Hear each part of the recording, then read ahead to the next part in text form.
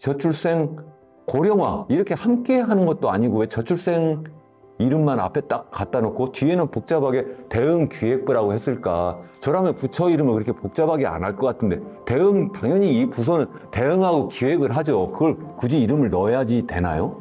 저라면 그냥 대응기획은 다 없애고 그냥 인구부로 하거나 아니면 제가 계속 주장하는 것처럼 인구부를 제가 뭐라고 했어요? 좀 전에 바로 인구가족부로 하자. 그렇게 하면 좋겠다라고 말씀을 드렸어요.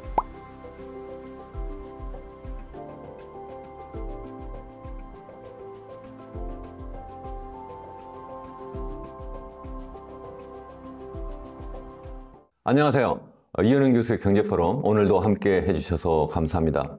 오늘은 그동안 제가 계속해서 강조해왔던 우리나라의 급속한 고령화 그리고 부동산 문제에 대해서 두 개를 묶어서 한번 말씀을 종합적으로 드리려고 합니다. 특별히 요즘에 와서 지난번 총선 때 양당에서 여러 가지 저출산 대책을 많이 내놓았어요. 그 중에서 가장 중요한 것 중에 하나가 바로 인구 관련된 그러한 총괄 부처를 만들겠다. 그런 공약이 있었고 또 최근에는 대통령께서 취임 2주년 기자회견에서 아예 저출생 대응기획부라고 하는 그러한 부총리급의 그러한 총괄 부서를 만들겠다. 이런 발표까지 했거든요. 그래서 제가 그동안 많이 주장해온 바와 일맥상통하는 듯 하면서도 좀 뭔가 좀 다른 면이 있어서 차제에 한번 말씀을 좀 드려야 되겠다. 그런 생각에서 제가 오늘 영상을 준비했습니다. 여러분 끝까지 시청해 주시고 우리 사회를 정말 우리가 함께 바꾸는 그러한 노력을 하면 좋겠다. 이런 생각을 해봅니다.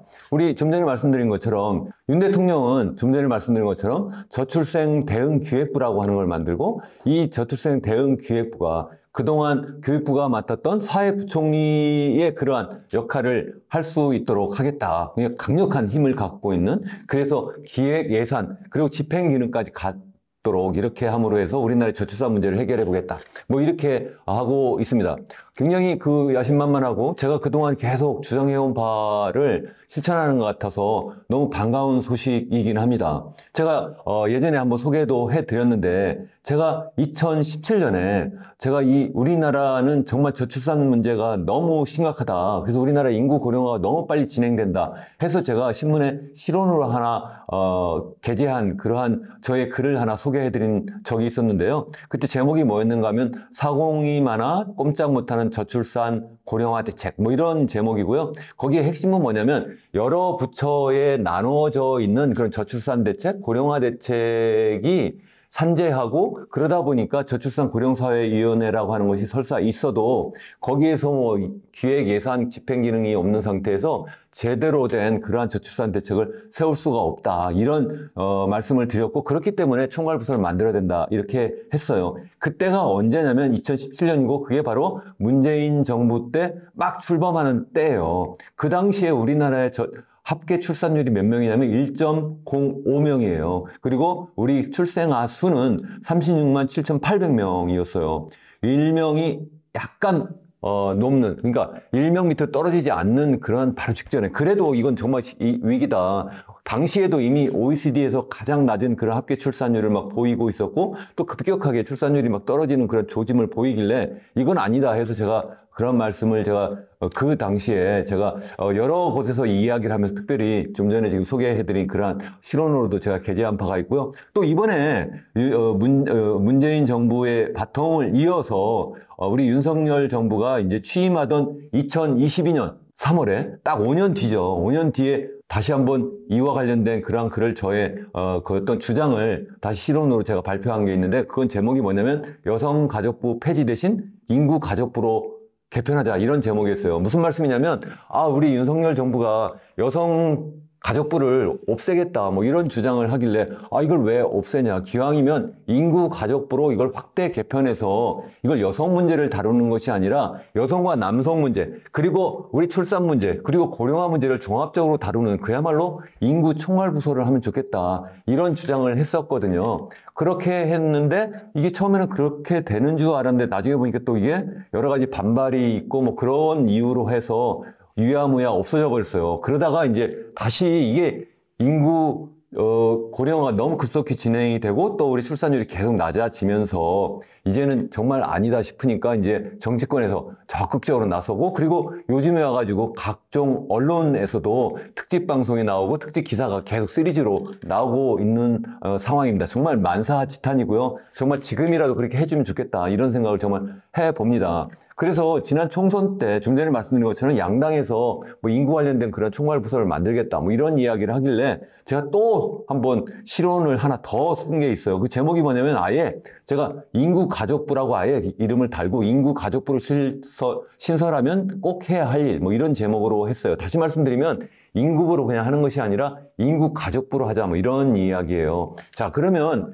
좀 전에 말씀드린 우리 대통령이 발표한 인구 관련해서 이것을 뭐라고 이름을 잡았어요? 저출생 대응 기획부. 이렇게 이름을 잡았잖아요. 저는 제가 지금 이 영상을 준비하면서도 제가 저출생 대응 기획부를 여러 번 제가 직접 타자를 쳐서 제가 이걸 갖다가 막 몇 번 반복하기도 하고 말로도 반복하는데 입에 와 닿지를 않아요. 아마 이게 많이 생긴다면 아마 저출생부 뭐 이렇게 하는 것 같긴 한데 왜 이름을 이렇게 할까? 지난번 총선 때 국민의힘은 그냥 인구부라고 했고 민주당은 인구위기 대응부라고 했는데, 아, 그래서 민주당의 대응에 그 대응을 가져왔나? 이런 생각도 들고요. 근데 왜 또 이게 저출생 문제지? 왜 하필이면 저출생이야?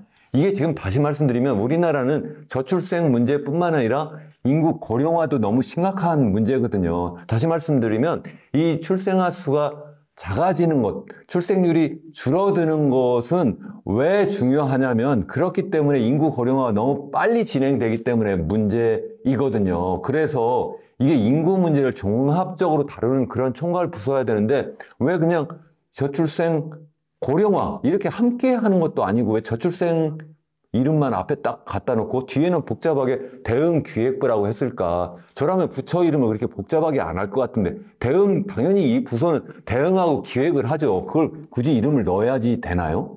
저라면 그냥 대응기획은 다 없애고 그냥 인구부로 하거나 아니면 제가 계속 주장하는 것처럼 인구부를 제가 뭐라고 했어요? 좀 전에 바로 인구 가족부로 하자. 그렇게 하면 좋겠다라고 말씀을 드렸어요. 왜냐하면 왜 그러냐면 우리 여성 가족부를 없애겠다고 해버리니까 그게 결국은 남성의 입장에서 생각하면 뭐 요새 여성의 인권이 막 높아지고 여성이 너무 뭐 도리어 갑질을 한다 이런 뭐 여러 가지 피해의식이라든가 여러 가지 불만이 있기 때문에 그러면 여성 가족부를 아예 없애겠다. 이런 주장이 뭐 대통령 선거 때 그때 뭐 먹혔을 수는 있는데 정말 그게 없애는 것이 정말 좋으냐? 그러면 다시 또 이 여성과 남성의 이 소위 갈등을 더 조장하는 것이 아니냐? 차라리 우리가 이 인구 문제, 가족 문제를 종합적으로 다루는 총괄 타워를 만드는 것이 훨씬 더 좋지 않을까 이런 생각을 저는 정말 합니다. 그래서 다시 한번 말씀드리지만 이것을 복잡한 이름 하지 말고요. 그리고 저출생 문제만 하지 말고 이걸 갖다가 인구 문제, 가족 문제로 이렇게 총괄적으로 하면 좋겠다 이런 생각을 정말 합니다. 특별히 제가 거기에서 그 고령사회에 관련해서 제가 지난번에 고령사회가 막 진행이 되면서 문제가 많다고 말씀드렸잖아요. 특별히 우리나라 같은 경우는 이게 너무 빨리 진행이 되니까 준비되지 않은 그러한 고령층, 그러니까 노인분들이 너무 많이 생겨나고 그러다 보니까 우리나라의 소위 고령 인구들의 어떤 노인 빈곤율이 OECD에서 단연코 1등이에요. 단연코 1등. 그 밑에 에스토니아라든가 아니면 라트비아라든가 뭐 아니면 뭐 그 리투아니아나 이런 나라들인데 그러한 나라들에 비해서 우리나라 소위 노인 빈곤율은 월등히 높다. 그리고 또 OECD 평균에 비해서도 2배 이상 높아요. 너무 높기 때문에 이 문제를 해결해야 된다는 말씀 드렸고 이게 이렇기 때문에 누가 돌봐주지도 못하고 뭐 이렇게 되기 때문에 많은 노인들이 자살을 해서 그 목숨을 끊는다. 그래서 우리나라의 자살률이 전 세계에서도 정말 가장 높은 나라 중 하나다. 정말 어디 우리가 알지도 못한 리소토 같은 나라가 1등이고 거기에 왜 우리나라가 껴야 되는지 우리나라 4등이라고 말씀드렸고 OECD에서는 단연코 1등이라고 했는데 가장 중요한 이유 중에 하나가 바로 노인 자살률이 또 높기 때문이라고 말씀드렸잖아요. 우리나라의 노인 빈곤율도 높고 노인 자살률도 높고 그 노인 문제를 해결하지 않으면 안 된다. 이런 말씀도 제가 드렸잖아요. 그래서 기왕이면 인구 가족부로 해서 저출생 문제, 노인 문제, 가족 문제를 종합적으로 해야 되겠다. 그렇게 하면서 우리가 거기에서 우리가 저출생 문제를 해결하고 그리고 또 노인 문제 해결하고 가족이 행복하게 그리고 가정과 그리고 일의 어떤 양립 문제 이런 것을 종합적으로 해결해야 되겠다. 그래서 거기에서는 교육 문제도 다르고 그리고 여러 가지 일자리 문제 다르고 여러 가지 부동산 주거 문제도 다르고요. 또 뿐만 아니라 우리 그 가정 문제, 여성 문제 이런 문제까지 종합적으로 다루면 좋겠다. 그런 말씀을 제가 다시 한번 드립니다. 왜 그렇게 드리냐면 저출생 문제는 사실은 이게 단순하게 어떤 한 가지 문제가 아니거든요. 그래서 여러 가지 문제인데 요즘에 가지고 뭐 여러 특집 기사 나오고 좀 전에 말씀드린 것처럼 특집 방송도 나오고 여러 전문가분들이 많은 말씀을 하시고 여러 가지 또 조사까지도 막 하는데 제가 보면서 너무 단편적인 얘기를 하는 경우가 너무 많다 이런 생각을 많이 해요. 저는 우리나라의 저출생 문제를 이해하기 위해서는 왜 우리나라가 전 세계에서 가장 출생률이 낮은가 하나 생각을 해봐야 되고요. 두 번째는 왜 출생률이 계속해서 굉장히 빠른 속도로 낮아지는가 이 두 가지 문제를 생각해야 돼요. 다시 말씀드리면 우리나라 전 세계에서 가장 낮은 이유를 찾아봐야 되고 두 번째로는 왜 우리나라가 또 유독 그렇게 빠르게 출생률이 계속 낮아지는지를 이해해야 된다는 거죠. 또 그렇게 하기 위해서는 그 속을 들여다보면 두 가지로 나누어서 봐야 돼요. 하나는 왜 사람들이 결혼을 안 하는가 또는 못 하는가가 한 가지 있고 또 한 가지는 결혼을 해도 왜 아이를 갖지 않으려 하는가, 가져도 하나 정도 갖고 말려고 하는가, 그 이유를 알아야 된다는 거예요. 그래서 들여다보면요, 우선 혼인율부터 생각해 보세요. 혼인율 생각해 보면 제가 우리 학생들 가르쳐 봐서 잘 알아요. 우리 학생들이 일단 이제 대학 다닐 때 당연히 뭐 연애도 하고 뭐 여러 가지 그래도 결혼을 생각하는 친구들도 굉장히 많아요. 물론 요즘에 가지고 세태가 많이 바뀌어서 결혼을 안 하겠다는 그런 친구들도 있긴 한데 그래도 결혼하겠다 하는 사람들이 있는데 막상 대학을 졸업하면서 취업할 수 있는 그런 일자리가 별로 없어요. 일자리가 있다 해도 거의 비상근직, 소위 임시직, 인턴직 그런 직이에요. 그래서 이러한 젊은이들이 설사 자기가 결혼하고 싶은 사람이 있어도 결혼을 하지 못하는 거예요. 그래서 소위 얘기한 취업 재수를 1년, 2년 그냥 하는 거예요. 설사 그래서 해도 그 다음에 또 문제가 뭐냐면 그 일자리가 대부분 서울, 수도권에 다 몰려 있어요. 우리나라 젊은이들의 일자리는 제가 볼 때 한 3분의 2는 다 서울, 수도권에 몰려 있거든요. 그러다 보니까 서울로 또 와야 돼요. 서울로 와보니까 집값은 또 완전히 하늘에 있어요. 하늘에.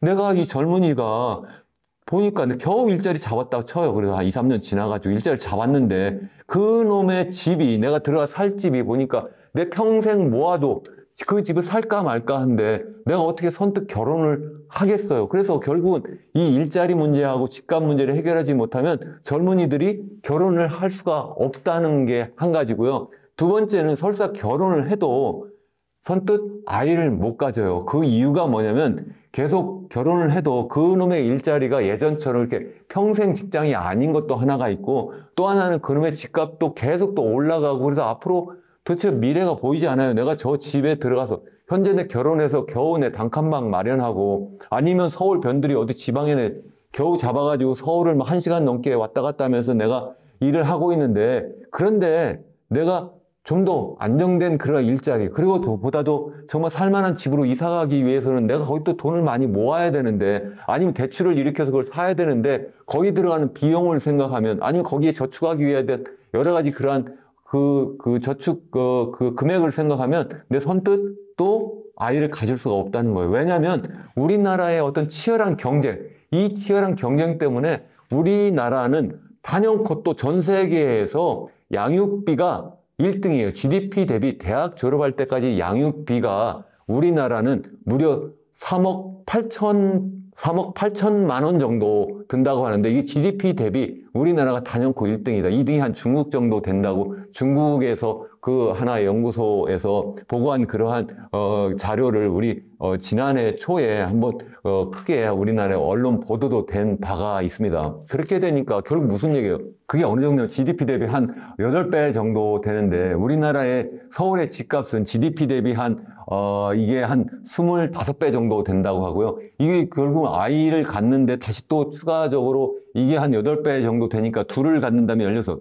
그러니까 내가 평생 집을 사기 위해서도 내가 이게 25년 걸리고 아이를 키우기 위해서도 내가 돈을 하나도 모은 돈을 쓰지 않아도 그냥 평균적으로 생각할 때 GDP로 단순 평균해도 이게 하나를 낳으면 최소한 8년 걸리고 둘을 낳으면 16년 걸리는데 그럼 내가 먹지도 않고 입지도 않고 쓰지도 않고 그냥 모든 것을 집 사는 데 쓰고 모든 것을 아이 키우는 데 쓴다고 하면 내가 어떻게 살 수가 있어요. 그러니까 결국은 이게 무슨 말이에요. 결혼하기도 어렵고 뿐만 아니라 아이를 가질 수도 없다는 거예요. 결국은 그래서 일자리 문제 그리고 집값 문제 또 하나 정말 엄청난 그 치열한 경쟁 속에서 우리가 드려야 되는 그 교육비 이게 세 번째 문제고 네 번째가 뭐냐면 일과 육아가 양립되지 않는 그러한 문제가 있다. 특히 여성의 입장에서 생각하면 우리나라의 여성의 어떤 대학 진학률은 OECD에서 가장 높다고 말씀드렸고 남성보다도 지금 더 우수한 그러한 여성들이 더 많이 진출하고 있는데 정작 대학 졸업하니까 사회 진출하는 그 소위 얘기하는 사회활동, 경제활동 참가율이 더 낮거든요. 그게 무슨 말이에요? 결국 여성은 결혼하게 되면 내가 일을 같이 양립할 수가 없는 그런 환경이 되니까 둘 중에 하나를 선택하게 된다는 거예요. 내가 일을 할까? 아니면 결혼해서 아이를 낳을까? 이렇게 돼버리니까 결국은 결혼하는 그런 혼인율도 떨어지고 출산율도 낮아질 수밖에 없다는 거예요. 더군다나 우리나라는 또 이 소위 얘기하는 결혼하는 그 나이가 평균적인 나이가 OECD에서 또 가장 높아요. 왜요? 이런 것들이 제대로 안 되니까. 그러니까 또 늦게 결혼하게 되니까 당연히 만원에 따른 그 어떤 그 소위 임신 가능성도 떨어지고 또 임신 가능 기간도 또 줄어들고 이러니까 또 아이를 많이 못 낳게 되는 여러 가지 문제가 막 복합적이다. 그러니까 더더군다나 우리가 인구 가족부가 꼭 필요하다는 말씀을 제가 다시 드리고요. 여기 특별히 제가 강조해서 말씀드리려고 하는 건 뭐냐면 이 높은 집값이에요. 그래서 요즘에 와가지고 이 높은 집값을 어떻게든 그래도 해결하겠다. 그래서 젊은이들에게 집을 마련해주면 그러면 출산율, 소위 요즘 얘기에서는 출생률이라고 많이 얘기하는데 그 출생률이 굉장히 높아질 수도 있겠구나. 그래서 여러 가지 그 양쪽 당, 우리 그 국민의힘이라든가 민주당에서도 그러한 제안도 나오고 또 여러 정치인들도 제안을 하고 또 여러 그 언론에서도 그러한 여러 가지 제안이 나오는데 그에 대한 말씀을 제가 오늘 특별히 드리려고 합니다. 한번 생각해 보세요. 우리나라 합계 출산율이 계속 떨어졌다고 말씀드렸고 또 출생아 수도 계속 떨어졌다고 했는데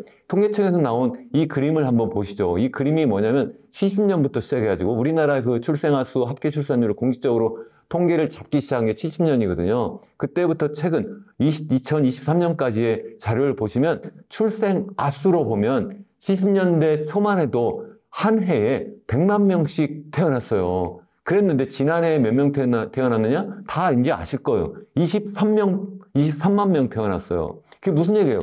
결국 4분의 1쪽이 난 거예요. 이게 도대체 몇 년 지났어요? 50년 만에 이게 4분의 1쪽이 났다. 출산율로 봐도, 합계 출산율로 봐도 그 당시에는 4.5명 정도 태어났는데 이제는 0.72명이고 올해는 0.7명 밑으로 떨어질 거다. 이것도 한 5분의 1 밑으로 떨어져 버린 거예요. 이렇게 많이 떨어졌는데 여기 보시면 제가 빨간색으로 하이라이트를 했는데 이게 뭐냐면 특별히 합계 출산율이 많이 떨어지는 그러한 기간이에요. 이게 지금 통계청에서 나온 거를 그대로 이제 펴서 이렇게 보여드리니까 그게 구분이 잘 안 되시는데요. 이걸 갖다 제가 한번 가로축은 좀 줄이고 세로축은 좀 높여왔어요. 그 그림을 한번 보시면요.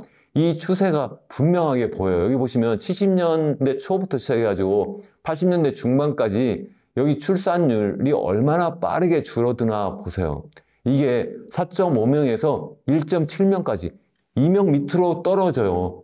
불과 15년 만에. 정말 우리나라는 경제 기적을 일으킨 정말 대단한 민족이라고 하는데 정말 출산율도 15년 만에 무려 4.5명에서 1.7명대로 떨어뜨려 버려요. 이렇게 떨어뜨린 게 뭐 한 명 낳아 잘 기르자 이런 정말 정책을 정말 너무 오랫동안 그걸 막 실시한 그런 것도 한 가지 이유가 있었고 또 한 가지는 급속한 산업화에서 사람들이 막 도시로 몰려오고 또 막 경쟁이 막 치열해지는 이런 사회가 막 되니까 또 그러한 면도 있어요. 그러니까 두 가지 같이 있는 거죠. 그러니까 치열한 그러한 경쟁도 있고 정부가 또 산하 제한 정책도 막 쓰고 뭐 이렇게 되면서 결국은 그러한 상황이 되었는데 그러다가 이 출산율이 높아지는 그러한 기간도 있어요. 이게 언제냐면 80년대 시작해서 90년대까지 80년대 중반부터 시작해가지고 여기 보세요. 출산율이 크게 떨어지지 않고요. 도리어 약간 늘어나는 그러한 경향도 있어요. 90년대 초까지. 그러다가 이게 2000년대 들어와가지고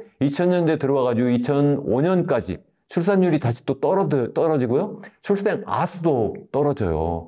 그러다 다시 또 이게 굉장히 안정된 그러한 또 기간이 있어요. 2005년부터 시작해가지고 이게 2015년, 16년, 17년까지. 이때 다시 또 이게 상당히 안정된 그런 기간이 있어요. 그러다 다시 또 2017년부터 급격하게 또 떨어지거든요. 자, 이게 왜 그럴까? 제가 정말 이게 너무 신기하다. 그래서 제가 좀 전에 말씀드린 여러 가지 원인이 있다고 말씀드렸잖아요. 첫 번째, 일자리 문제. 두 번째, 부동산 가격 문제. 세 번째, 뭐라고 하면서 치열한 뭐 경쟁 문제. 이런 것 말씀드렸는데, 간단히 여러분 이해하기 쉽게 제가 그냥 상관관계만 보여드리려고 해요. 그래서 뭐 여러 가지 제가 뭐 상관관계도 보고 여러 가지 뭐 통계 분석을 좀 해봤는데, 첫 번째 해본 게 뭐냐면, 아, 그래. 이 소위 얘기하는 주택 가격이 증가할 때, 그때 이게 증가하는 게 그냥 일정하게 증가하는 게 아니라 뭐 빨리 증가할 때가 있고 도리어 약간 떨어지는 경우도 있고 안정된 기간도 있잖아요. 그것과 한번 비교를 해봤어요. 비교해보니까 이 그림에서 보시는 것처럼 보세요. 아까 만든 것처럼 이 70년대 그 당시에 뭐 엄청 빨리 떨어졌다고 했는데 우리나라의 이 주택가격 지수라고 하는 것을 우리 국민은행에서 발표하고 있는데 이것은 80년대 중반부터 발표하고 있어서 그전 자료가 없어요. 그래서 80년대 중반 이후부터 한번 보시면 여기 보시면요.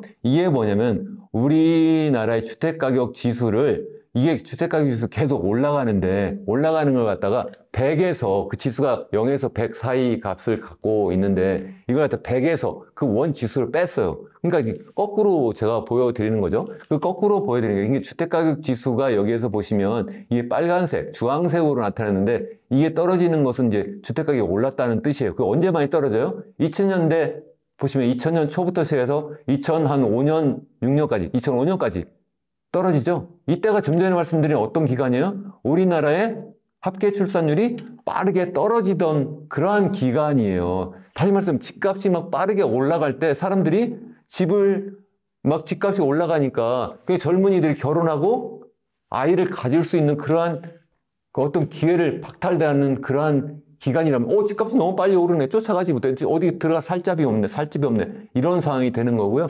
우리나라의 집값이 좀 안정되는 기간이 있어요. 여기 보시면 그 뒤에 우리 2008년 뭐 글로벌 금융위기도 있고 막 그런 기간이 있잖아요. 그래서 한 2015년까지 그때는 우리나라의 주택 가격이 굉장히 약간 떨어졌다가 안정되는 그러한 기간이 있었거든요. 그 당시 여기 한번 보세요. 우리 합계 출산율이 떨어지지 않아요. 그 당시에는 이게 거의 1.2명 수준에서 계속 유지하고 있어요. 약간 올라갈 때도 있었고요. 거의 그 수준에 있다가 이게 다시 또 떨어지는 게 언제냐면 2007년부터 급격하게 떨어져요. 그때가 또 언제예요? 우리나라 집값이 또 빠르게 올라갈 때예요. 그래서 이게 집값이 무려 2배, 3배 올랐다. 그래서 단순한 상관관계 개수라고 하는 게 있는데 이 상관관계 개수를 계산해 보니까요. 무려 0.86이에요.